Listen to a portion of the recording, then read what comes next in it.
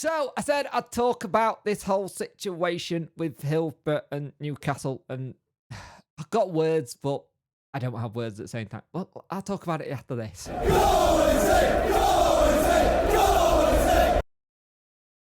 Hello and welcome to the video. If you could like, share, and subscribe to the channel, I'd much appreciate it. Liking helps the algorithm, sharing gets in front of people's face, and subscribing lets me know you like the channel. Hit that notification bell to let yourselves know when videos go live or live streams happen. The live stream this week is going to be on Thursday because we've got a game on Friday night versus Bolton, and there'll possibly be a live Saturday night as well because I felt like those live did really well last time. So let's talk about the whole situation with the Hillsborough getting it reduced capacity, because at the end of the day, we got it reduced after everything got found by Sheffield City Council and everyone else. It seems like everything was fine. We feel, right, okay, this is it. It's done. We can put it to bed. Now, the problem is that's not the case. It's not put to bed. It's now become a topic of conversation for the Daily Mail again. Just kind of saying, we've had reports saying that these are what had actually happened. This wasn't right in this report, even though the report that they're stating didn't. I don't think it needed and I'll say, quote, I don't think it needed an information act, because what they quoted in the article is what can be found publicly. So it's really weird. So we've had our capacity cut due to this, and it's not great. I'm not gonna lie. It's gonna cost us financially, because at the end of the day, we will now have to upcharge away fans for coming to the ground. We're going to make up about 56% of tickets and prices. So we're away fans, and it's a shame because it seems like every time something happens with us, it always goes back to the Hillsborough disaster every time, and it's always going to be the case because of what our ground is associated with.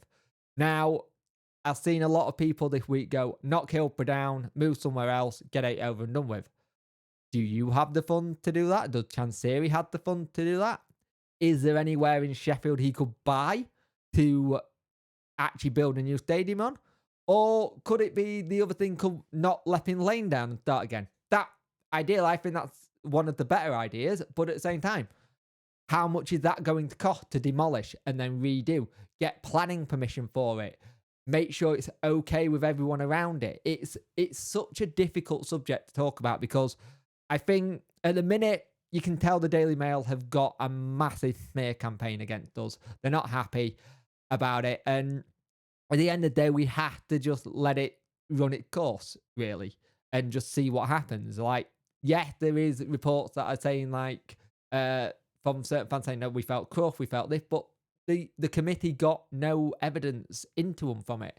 Like, and they're trying to say we've done a massive, Sheffield Wednesday have done a massive cover up. Like, well, there was only, I think there was only like 3 or 4 people, or it may have been 8 at the meeting for Wednesday. The rest of it was with the council and SAG, the safety guidance as vital. And the thing is, it's really telling at the minute that something just doesn't sit right, because we're having this really good season where we've not had no off-field issues.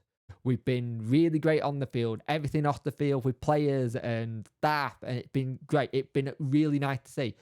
But now there's that doubt over it. It's like we now can't have so many fans away fans, due to getting our capacity shut. And it just makes you wonder, what do we do next? What is the club doing? I was expecting, by the time I did this video, a response from the club itself saying, we've seen the articles, we've done this, and you never know. By the end of this, by the time this video goes up, there might be a response. Or are they just gone, look, we put our statement out, we thought it was done and dusted, done?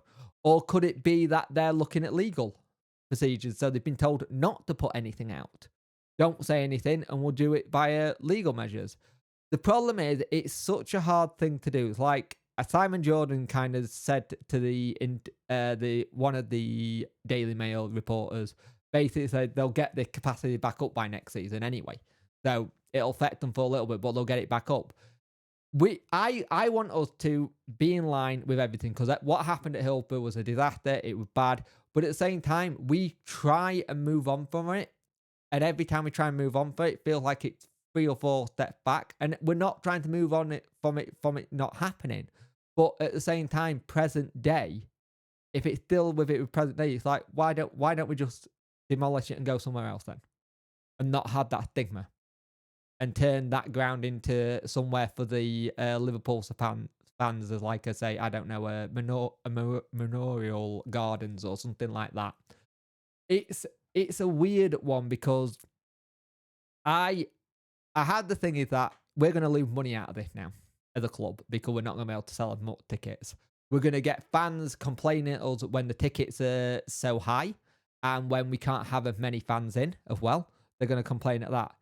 Sheffield Wednesday, Hillsborough as a whole, we know need modernising. That's very clear. We know Wednesday as a stadium needs modernisation,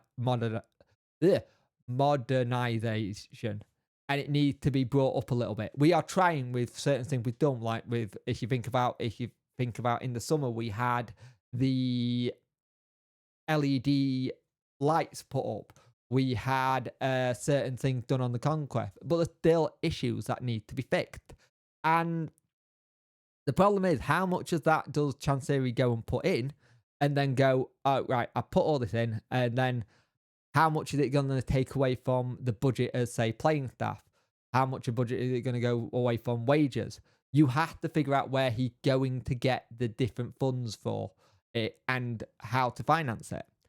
Do you turn around to the fans and go, look, we're going to have a season where we have the players and maybe 3 transfers while we get the stadium up to where we want it and where other people want it? It's just really annoying that they keep popping up and keeps happening, and we'll see what happens over the course. But it's a video I wanted to make, but also found really hard to make as well at the same time, because I don't want to give too much attention to it, but at the same time, it needs to just have fans' point of view from it. And there's been a lot of people over it, and it's just, we understand that there needs to be safety in football. We're well aware of that, and we want to do that, but without, like, physically knocking down a stadium or finding somewhere else, I don't know if we're ever going to lose that stigma. Even if we move from Hillsborough, does Sheffield Wednesday still have that stigma? Maybe.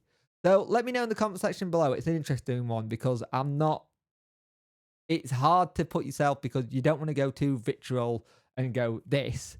But at the same time, I understand it as a club business point of view. We're going to lose money from this. And I understand people will be like, well, you just think about your club lines. People could have died. People could go injured.